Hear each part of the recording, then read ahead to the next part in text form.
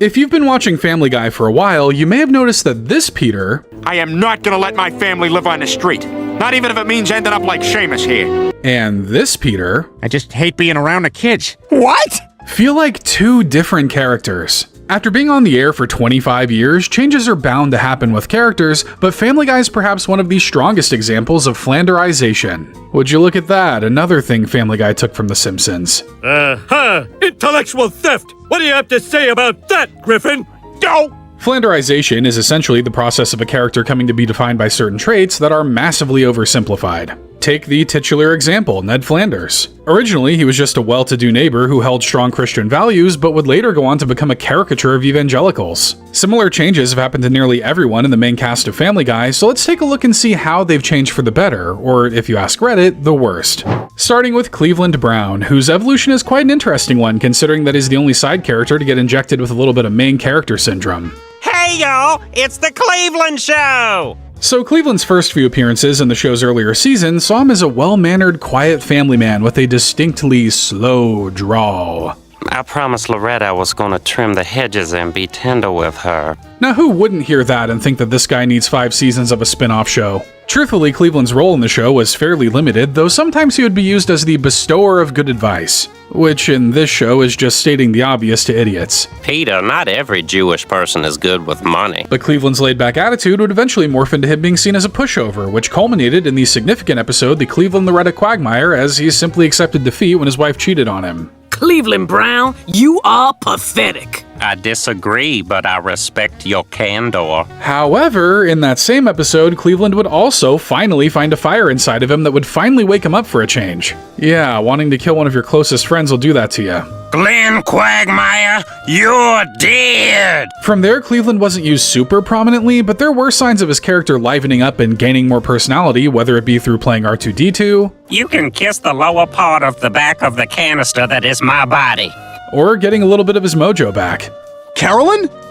Cleveland? Oh, hey, Brian. Close that window. You're letting all the stank out. Obviously, someone saw something in this guy. And by the end of season 7, Cleveland was out of Quahog and starring in his very own show. What the hell? He's getting his own show? So now that he's got a whole show named after him, Cleveland is going to need a little more depth. Enter the Tubbs family, who Cleveland would have to learn to get along with after marrying his high school crush, Donna. How's that job hunt coming? Why don't you shut the hell up? Cleveland would have to juggle the pathways to being a father once again, which in turn added a bit more nuance and emotion to the character. Comparatively, Cleveland was a lot more mature than Peter, so episodes would usually focus on his other flaws instead of his stupidity, like his concern over his son, feeling inadequate next to his wife's ex-husband, or facing the president in a game of one-on-one hoops. We've all got to deal with those things at least once in our lives. Wow, Cleveland, I figured it was going to be all black guys, but this is great. Missed ya.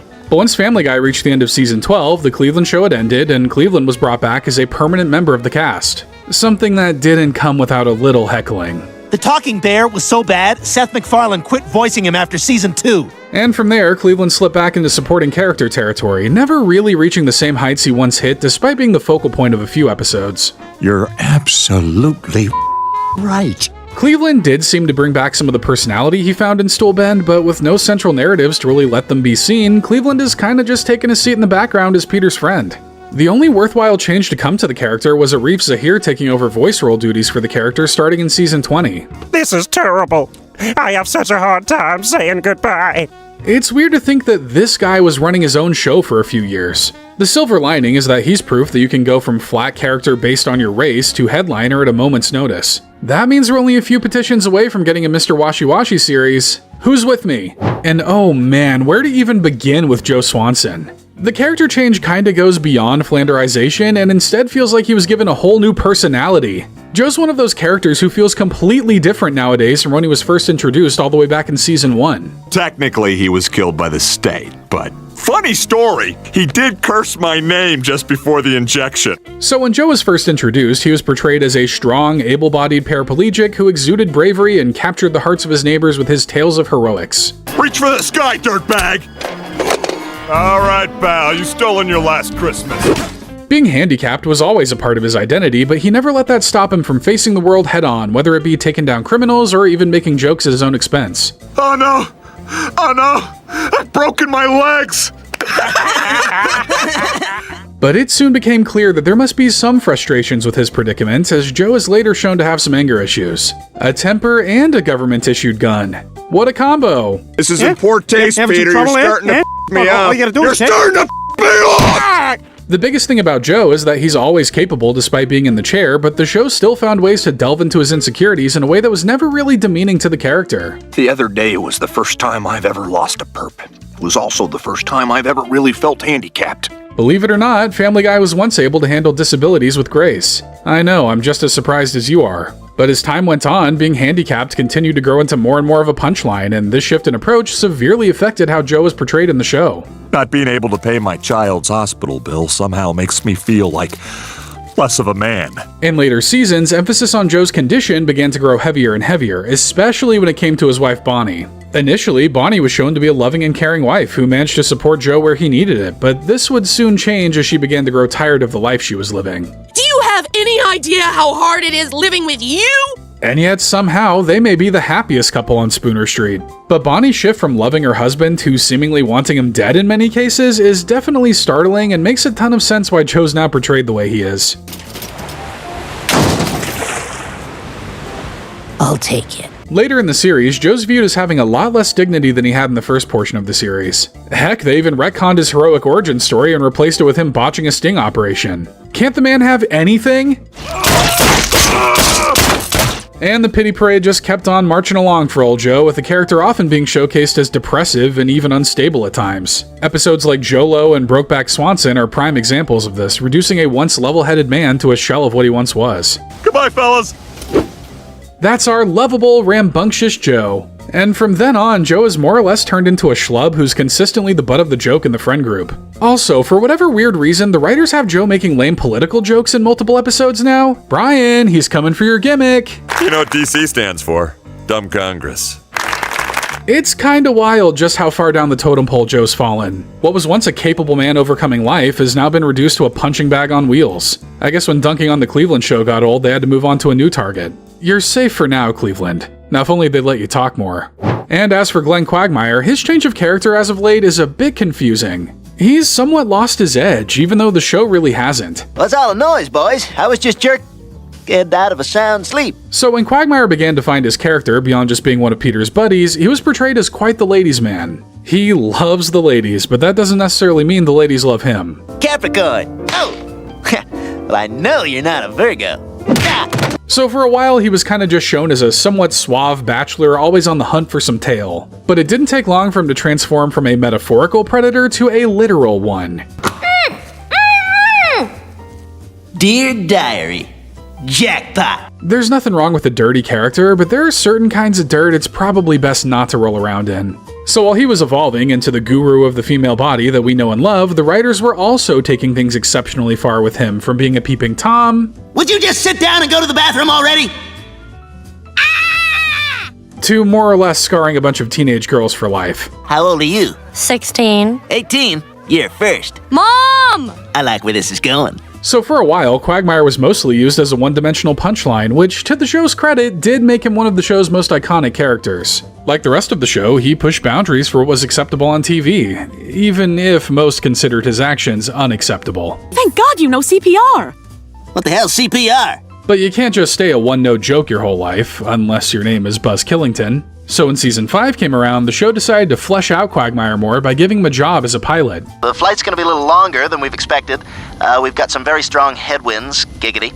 This would seemingly lead to a minor yet noticeable change in Quagmire's character, as he would often be viewed as one of the more mature members of Peter's friend group, though this wouldn't be fully expanded upon further until later in the show. But despite this, Quagmire's view towards women was still seen as predatory, and sometimes didn't elicit the laughs the writers may have been expecting. You're a sick man! Hey, keep it down. I don't want my neighbors seeing a fat old dirty screaming at me on my front lawn. But it's okay, he's got a funny catchphrase, so everything is alright. But as we get to know Quagmire more, we learn he tends to be a bit of a cynic with strong opinions. Obviously, this is best shown through his feelings on Brian later down the line. You're just a big, sad, alcoholic bore. His rivalry with Brian has become one of his more defining impacts on the show for the past decade, but if we look deeper, this change in attitude goes beyond even Brian. In many episodes, Quagmire is seen to have little patience for stupidity, often lashing out at even the people he's supposed to like. Peter, I'm gonna punch you with this beer mug till I'm holding just the handle. You know, for a guy who's all about releasing, he sure does have some pent-up issues. In truth, Quagmire does have quite a few internal issues he grapples with, from having his father transition into a woman to having unrequited feelings for his best friend's wife. Even getting it on with the ladies, his sole purpose in life has come back to bite him on multiple occasions, like in Quagmire's Quagmire and The Dating Game. Are you all right?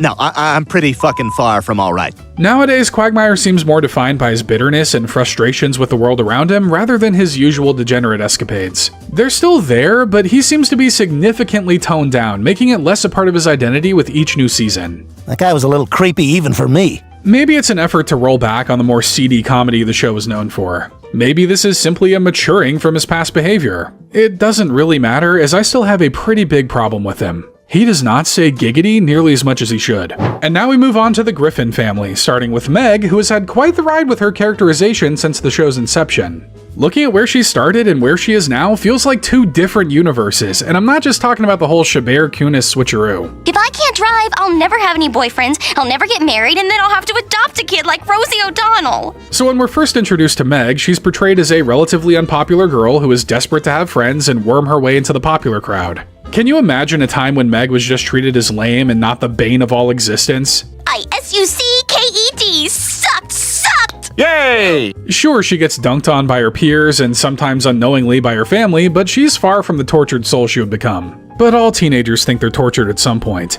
All you gotta do is nod and give them a pat on the head. I just wish there was some way I can make them understand how embarrassing they are.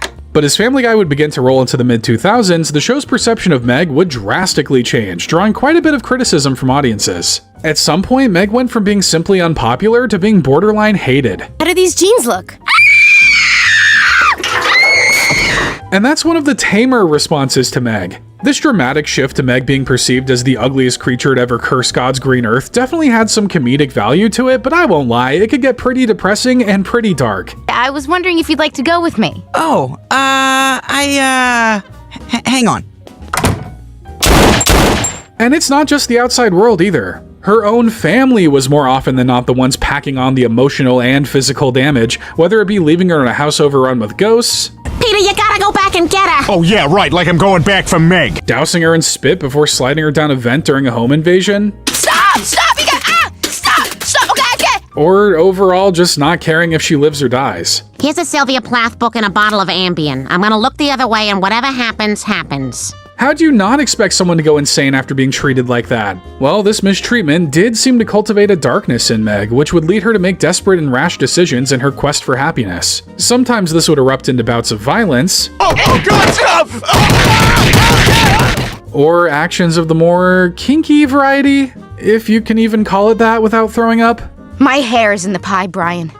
And now it's inside of you. Look, girl, I was trying to be sympathetic towards you, but stuff like this makes it kinda hard. Like, help me out here. So yeah, Meg is more or less relegated to being the family's personal punching bag, leading to years of abuse and neglect, best summarized by 3 simple words. Shut up, Meg. But as the years went on and the trauma continued, Meg kinda began to develop a bit of self-agency, finding ways to stand up for herself. Sometimes it would take a stint in prison, There better be beer in the fridge. or just a verbal thrashing of every last member of your family while being stuck indoors. Not only are you not the perfect mother, you're the furthest thing from. And while the abuse would continue into the later seasons, a noticeable shift in Meg's personality was beginning to take hold. Meg would begin to grow far more confident, finding success in multiple different avenues. Would it blow your mind to find out that Meg is actually a star athlete? Yay,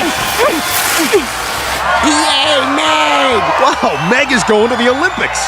Yeah, from basketball to pro wrestling to roller derby, Meg has managed to find success through her own admirable talents. This has led to her getting more episodes, not just revolving around her shortcomings like usual, making her a much fresher character in my eyes. But if you're a fan of Psycho Meg, don't worry, because that ship has far from sailed. Everything here is made with corn syrup! Just drink the corn syrup! Meg's newfound boldness has also led to her being far more open with her weirdness. Like before, she still manages to form parasocial relationships with those who just show her a lick of kindness, and it never seems to go well. Now you've upset the baby!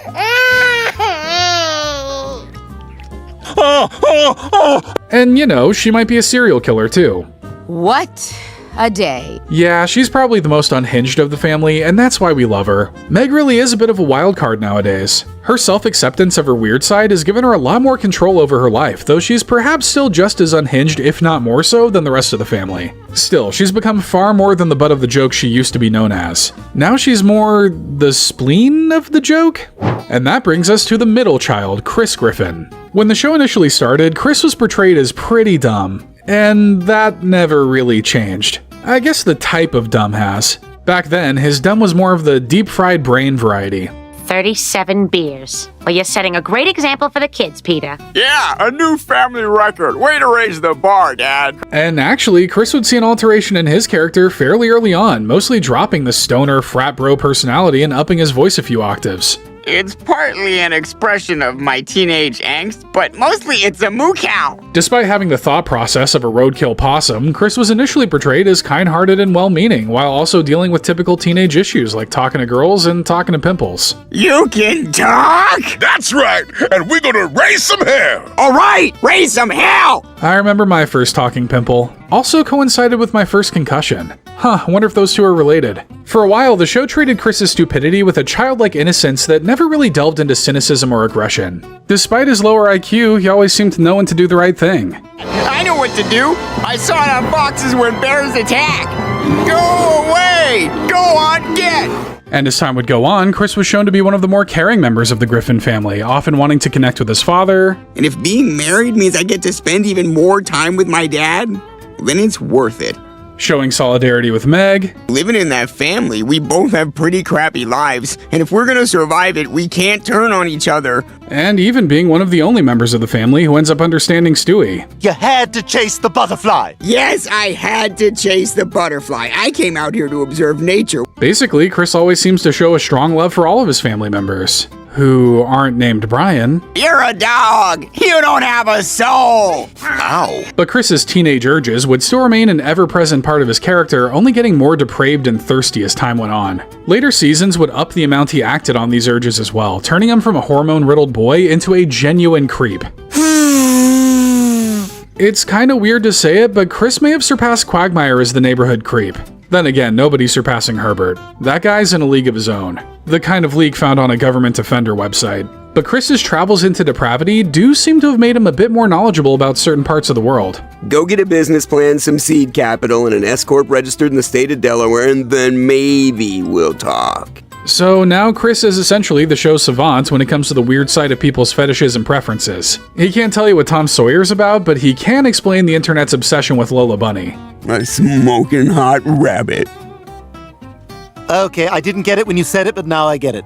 And with his voice now sounding even closer to the Buffalo Bill inspiration Seth Green first pulled from, it's safe to say that we can probably expect Chris to continue to be our guide into just how weird a teenage boy with too much internet access can be. I'd say he needs to go outside and touch grass, but maybe keeping him locked away from the rest of the world is in everybody's best interest. And that brings us to possibly the most contested character transformation out of the whole cast, Stewie Griffin. This little guy took the world by storm, and he was first introduced as a megalomaniac toddler hell-bent on killing his own mother. Mark my words, when you least expect it, your uppance will come. In a way, Stewie filled a role similar to what Bart did in The Simpsons. Bart kind of became a symbol of counterculture with the youth, with all the rebelling against his parents and the rude crudeness. Eat my shorts. That line used to be enough to make old women clutch their pearls and faint. Oh, how far we've come.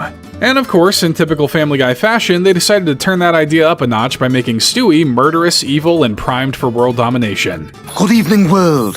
From this moment on, I will be your... While this became his modus operandi for quite some time, the character would noticeably drift away from these destructive tendencies, ultimately culminating in 2 back-to-back episodes where Stewie finally tries to kill Lois and takes over the world. We interrupt this program to bring you a special message from the new president of the world. Greetings, loyal minions. Even though it was all a simulation. Look, it was either that or they had to kill Stewie to bring things back to normal, and that kid makes them way too much money. So over time, that aspect of the character was more or less tucked away, but the hilarity of a genius toddler still remained as the central aspect of Stewie. Oh, thank you, Crone. You're so pleasant. The juxtaposition of Stewie's childish inhibitions alongside his inventions would continue to go on to be a defining trait for the character, leading to adventures across time, space, and reality itself. But the biggest change to the character that would cause boatloads of discussion is which way Stewie swung romantically. Kinda weird to be talking about a baby like this, but this is where we are now. I'm just gonna keep making these videos until the heat death of the universe. How you holding up, Stewie? I feel right, Brian. I feel right.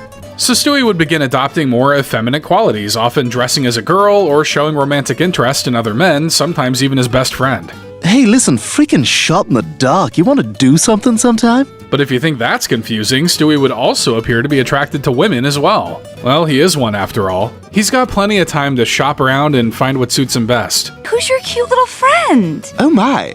Hello, Stewie. Charmed. Despite showing signs of swinging either way, Stewie's queerness would go on to define the public's perception of Stewie for the next several years. So much so that a video documenting the entire thing has been requested on this channel multiple times. Look man, that's a big video you're asking for. You'd have to give me a lot of time to figure that one out. That's right, Shia. Give me all you got. But many years later, it would seem like the writers decided to retcon this character trait a tad by deciding to not really put a label on him when he would come to confront his sexuality. Fluid is something I hear being tossed around a lot now, but I'm confident in my heterosexuality. It's true. You can still enjoy the more effeminate things in life and still be straight. Nobody's gonna stop him from throwing a dress on every now and then. However, this newer revelation seems to contradict the older vision Seth MacFarlane would have for the character. Originally, there was gonna be an episode titled Queer as Stewie where he would come out of the closet, but the show was cancelled before it could be produced and would later be reworked into Stewie Griffin: The Untold Story. You know, feel free to say no to this, but, would you shave my coin purse? Seth MacFarlane would even go on to say that he saw Stewie either being gay or a repressed heterosexual, but with him no longer in the driver's seat when it comes to creative control, it seems Stewie's true identity is up to the new guard. Nowadays, Stewie's character more or less changes depending on what the episode calls for. Sometimes he's a mature, adult-like child, and other times it seems like he's fresh out of the womb. Could you use a Sharpie? No, my mom says I can't use Sharpies. They're permanent. So he still remains the smartest out of the family, but it seems like he's mellowed out a ton, even enjoying hanging out with his family nowadays. But for those of you who are still a fan of the evil little monster, don't worry, he's still in there. This is how you leave me. Sorry. And that brings us to the other former voice of reason in the Griffin household, Brian. Like Peter, Brian's defining traits were carried over from Seth MacFarlane's previous pilots pre-Family Guy. I'm housebroken, I'm neutered, and I'm well-versed in the works of Chaucer. Seth MacFarlane's only dreams must have been getting to play a smart dog and a dumb New Englander because it was in 3 back-to-back-to-back works. But anyway, when Family Guy first began, Brian was portrayed as an intelligent, sophisticated, and level-headed moral compass for the family. But then you won that stupid trophy. You put some shiny hunk of metal before your own friendships. Back then, Brian seemed to be quite well-read and cultured. And unlike today, when he talked about things, you could tell he actually knew what he was talking about. Bravo, Peter. You are the Spalding Gray of crap. And you know, for a while, it was honestly easy to forget that the Griffin's family dog was, well, a dog. It kinda was a side of Brian that he'd rather repress, choosing to denounce things like treats and tricks that he saw as beneath him. Well, this is the part where you beg for a treat. Oh, I don't think so. Honestly, Peter was more of a dog to the family than Brian was for a while. He just kinda gives off the vibe of being flea-ridden and pooping in the yard, right? But Brian would also have quite a bit of inner turmoil, finding himself to be lonely and depressed as he struggled to relate to anyone of any species. Now look at me. Middle-aged, alone, and peeing in supermarkets. I don't think it's wrong to say that for a while, the dog was perhaps the most human of the main cast. And of course, this means he would become subjugated to some very human vices, most prominently his growing alcoholism. I was just trying to live for the moment, you know? Because life can end so abruptly and there's nothing you can do to stop it. Weird. When Peter gets drunk, it's pretty funny, but when Brian gets drunk, it's just kinda sad. And eventually, Brian would funnel those frustrations into a newer, holier-than-thou attitude that would go on to define the character for seasons to come. If there is a God, send another copy. I guess that's our answer. Brian's characterization around the late 2000s would actually be a pretty hot talking point in the Family Guy community, or the FGC to us card-carrying members. Many believe that Brian had turned into a mouthpiece for the show's creator and the voice of Brian, Seth MacFarlane, to inject his personal beliefs into his show, whether it be religion... Are you willing to open yourself up to God's truth? Oh, you're barking up the wrong tree, Meg. I'm an atheist. Politics... Our republic has been bastardized and royally screwed up thanks to you jackasses. And in perhaps his most egregious sin, Seth seemed to use Brian as a Gary stew that allowed him to sleep around with beautiful women. Good morning. Oh my god, you're Lauren Conrad. There really is no greater crime than self-inserting yourself into your work. Unless your name is Stan Lee. So Brian would still hold a place of moral righteousness in the family, except now his actions weren't exactly lining up with his words, more often than not making him out to be a huge hypocrite. Hey, Brian, what do you think is gonna happen? What was that? You were praying! Come on, no, I wasn't. Now, I don't know if Seth saw all these comments or if this is purely coincidental, but Brian's characterization going forward would lean heavily into his hypocritical nature, not only framing him as a liar and poser, but an idiot as well. Why did I ever think you were smart? Now, that's the socially acceptable form of self-insert, the one that gets constantly crapped on.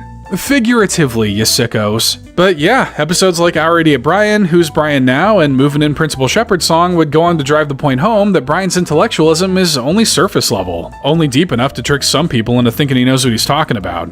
Sense and sensibility, very similar words. But there is a difference there. Maybe you could pinpoint the crumbling of the Griffin household with Brian's change in character. With no one to keep the family grounded, who else could be the morally conscious one in the family? Meg, maybe? Do you know how dark the timeline needs to be to have Meg being the voice of reason? Next up is Lois, who for a time was the Marge to Peter's Homer. She's often doting, loving, and the fundamental glue that holds the family together. And now we can see the world for what it is. A beautiful place full of wonderful things just waiting to be experienced. For quite a while, Lois would remain the moral compass of the show alongside Brian. Because if a man doesn't want to listen to his wife, he'll certainly listen to his dog, right? But Lois has never been afraid of calling out Peter on his BS, though during the show's initial run, she mostly tried to appeal to his morals with patience and understanding. Peter, they were laughing at you because it looked like you peed yourself, not because they liked your jokes. Her ways of dealing with him nowadays are a bit more forward. I'm so sick of your crap! Why do you always do these stupid things? But despite this, Lois would continue to be the reasonable backbone of the family, but as time passed, cracks began to form in her stoic demeanor, particularly starting around season 3. You have two choices. Either my baby swings from this jungle gym, or you do. No doubt tired from getting the short end of the stick all the time, Lois began to let her growing frustrations out in a number of ways, whether it be through drinking, Oh, you know what? You need to learn how to loosen up a little, Toots. or just by letting her family have it. Hey, while you're at it, you can all ride a one-horse open sleigh to hell! Well, at least she's choosing healthy outlets. But while she would still remain the responsible one of the family, she eventually started to engage in actions that sometimes made Peter look like a saint, from shoplifting, Oh my god, that was such a rush! I'm alive! to even cheating on Peter. But it was with Bill Clinton, so most people who grew up in the 90s probably get it. Well, you certainly are very persuasive. So I've been told. Over time, Lois's impulsive nature would begin to grow more and more frequent, though the show would change things up slightly by rooting these actions to things like her age and her status as a housewife. But look who just got herself a sick new tat. Oh my god, Mom! Episodes like Lois Comes Out of Her Shell and Model Misbehavior would show how Lois started to wrestle with a lot of the anxieties that come with getting older, especially for women. And while I'm not one, I can definitely see how this makes her more relatable. Sure, she's getting a bit crazy, but at least it's coming from a place of insecurity that ultimately makes her a much more layered character. Now, does that make her a better mother? You're not gonna yourself, are you? That would be a severe black mark on my record as a mom. Yeah, you probably saw that coming. As the show goes on, Lois would develop a shocking indifference to her children. Like the rest of the cast, she'd start to dogpile Meg any chance she could get. Mom, she's so sad and lonely. Look who the is talking. This would start a trend of Lois becoming far more self-centered, often lashing out at any member of the family who ticks her off. You know what? She needs a hobby. Something to keep her mind off of just setting the house on fire one night. Where did you go to college? Groceries. Are you available to work weekends? Groceries. Yeah, later in the series, the showrunners decided they wanted Lois to be really obsessed with groceries. Like, really obsessed with them. You listen to me, you son of a I've got one thing in this lifetime. One thing! This is possibly one of the biggest cases of Flanderization we've seen in the show, taking the basic character archetype of the housewife and whittling her down until her whole passion in life is grocery shopping. It definitely feels a little out of date, but thankfully the writers would find ways to turn Lois's mundane life into some pretty enjoyable episodes. They make you feel like you're living a fairy tale life, and I wanted that feeling to last! Episodes like A Bottle Episode, Prescription Heroin, and The Manchurian Candidate all allow Lois to go a little psycho while tying her meltdowns into her frustrations with living a repetitive, rarely changing life. Does that make her a more likable character? Probably not. But is she far more enjoyable? I would say yes. She's certainly a shell of the compassionate, reasonable woman we were first introduced to, but she's a good example of a character that's been given the chance to freshen up over the years.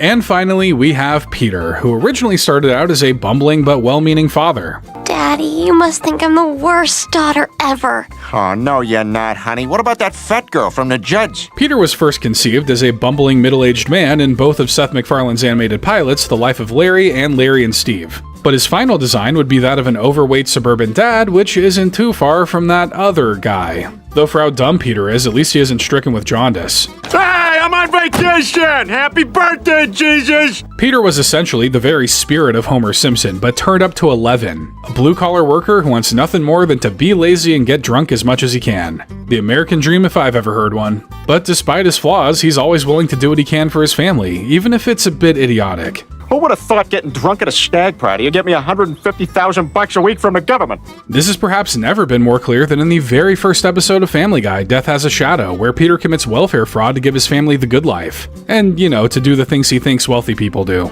You bought the statue of David? No, I just rented it. If I had all that money, I'd probably use it to buy that banana that's taped to the wall in that art gallery.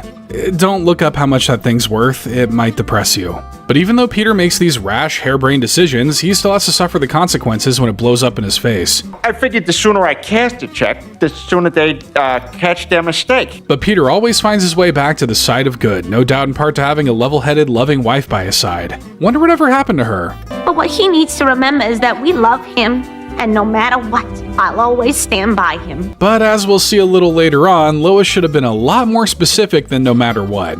But once Family Guy survived for its 4th season, Peter began to go through a noticeable change, becoming a little less lovable and a little more detestable. John! Peter! What? I don't know any better. Peter would begin to act a lot less carelessly and maliciously, often remaining self-centered and not caring who he hurts. Which, more often than not, ends up being his own family. Yeah, around this time is kinda when the Meg hate train hit the tracks, and you better believe that Peter was conducting that SOB. Is somebody downstairs? Oh, God, Meg, you startled me. I'm sorry. Not only was Peter changing, but the show was also starting to lean towards more shocking forms of comedy, usually involving violence and suggestive themes. I guess he heard the violence in movies and on TV part in the song and thought they could use a bit more of that. 5, 4, 3. Peter, stop doing what you're doing. But not only did he grow to become more violent, he also began to show a complete disregard for his family and friends, showing little sympathy or care for their well-being, like when he used Lois as a punching bag to make Stewie laugh. What do you think I'm doing? I'm bonding with Stewie. Or when he left Meg to die on more than one occasion. You were right to criticize Meg. She could not even handle this simple task. She's in there right now, taking a nap underwater. Sure, he shows signs of goodness every now and then, but it's kinda hard to look past the psychopathy that precedes it. Just because Ted Bundy was an outwardly nice guy doesn't mean he should be forgiven, but boy did some people try. But Peter's role in the show would also see a change, going from the de facto main character to sharing the spotlight with the rest of his family. Say goodbye to Meg.